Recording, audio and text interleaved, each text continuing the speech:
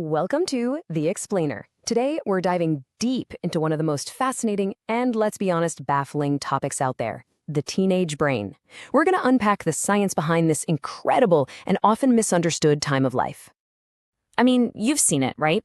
One minute they're having this incredibly deep conversation about philosophy, and the next they're doing something that just makes you scratch your head. Well, together, we're going to get into the science that explains this wild and confusing adolescent mind. And this is really the heart of it. Adolescence is just this bundle of contradictions. You get this amazing capacity for high-level thinking right alongside this pull towards impulsive, risky behavior. But here's the thing. It's not random. It's all happening for a reason, driven by a brain that's going through a massive transformation. So let's get right to that why. We're going to pop the hood and look at what's physically changing inside the teenage brain, the stuff that's really driving all this behavior. I absolutely love this analogy from development expert Lawrence Steinberg. It just perfectly nails the whole situation. A powerful engine, but the brakes aren't quite finished yet. And here it is, the mismatch. The engine, that's the limbic system, it goes into overdrive early in adolescence. It's flooded with dopamine, which is all about seeking rewards, excitement, new sensations. But the braking system, the prefrontal cortex that handles judgment, impulse control, thinking about consequences, that part matures way later, sometimes not until the mid-20s. So the brain isn't just getting bigger, it's getting smarter and way more efficient. It's a use it or lose it time where the brain prunes away connections it doesn't need. And at the same time, this fatty tissue called myelin wraps around the neurons. Think of it like putting better insulation on a wire. It makes the brain's signals travel so much faster. Now, all this rewiring isn't just happening in the background. It actually unlocks a whole new way of thinking, giving teenagers this incredible new set of mental tools to work with. This is a total game changer. The famous psychologist Jean Piaget called it formal operational thought. For the first time, thinking isn't just about what you can see and touch. Teens can start to really wrestle with huge, abstract ideas like justice, morality, and freedom. And this new superpower is exactly why teens suddenly love to debate and challenge everything. They can look at a problem, think of all the different possibilities, come up with a theory, and reason through it. You know, just like a scientist in a lab. But all this new self-awareness has a flip side. It can lead to what theorist David Elkin called the imaginary audience.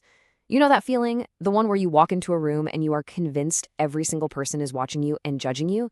Yep, that's it. It explains so much of that intense self-consciousness. And right alongside that comes the personal fable. This is the deep-down belief that you're totally unique, that no one has ever felt what you're feeling, and that you're basically invincible. And, well, you can see how that feeling of invulnerability might lead to some risky choices.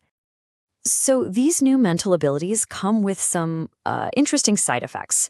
Teens get really introspective, but they also become super idealistic and critical of adults. You might see some hypocrisy or even something called pseudo-stupidity, which is a fantastic word for when they take a simple problem, like picking an outfit, and turn it into a world-ending crisis. Okay, so this new ability to think abstractly starts to affect everything, and that's especially true when it comes to figuring out right and wrong. To figure out how our moral compass develops, psychologist Lawrence Kohlberg used tricky situations like this one. It's called the Heinz dilemma. A guy's wife is dying. There's one drug that can save her, but he can't afford it. So, should he steal it? Just take a second and think about that. What would you do? Because for Kohlberg, the answer yes or no wasn't the important part. What he was really interested in was your reasoning. The why is everything. So Kohlberg basically laid it out in 3 levels. He said we start at a pre-conventional level, where it's all about, will I get in trouble?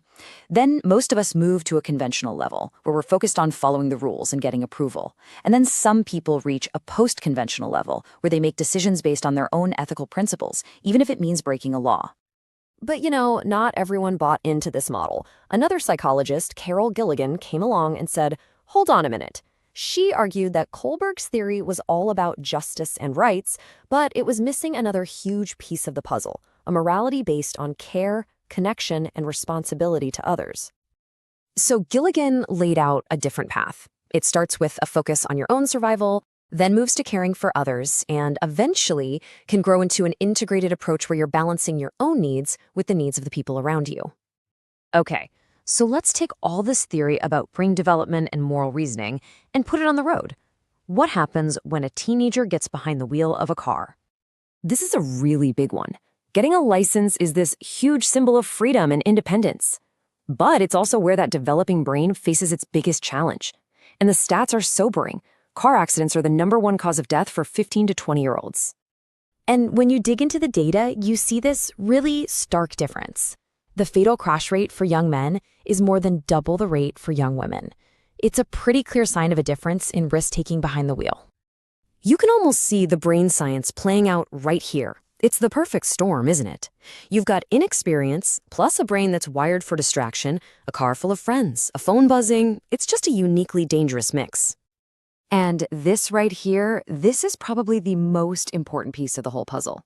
It's not that teens don't understand the risks. They do. It's that their brains are literally wired to give way more weight to the potential reward, especially a social reward, like impressing their friends, than to the potential consequences. The pull of that reward is just incredibly strong. So all this leaves us with a really important question. A teenager's brain isn't broken or faulty. It's a work in progress, an amazing piece of machinery that's being fine-tuned for learning and adapting. And when we understand the science, it can totally change how we see this time of life. We can stop seeing it as just a problem to be managed and start seeing it for what it truly is, a period of incredible growth and potential that just needs our guidance and support.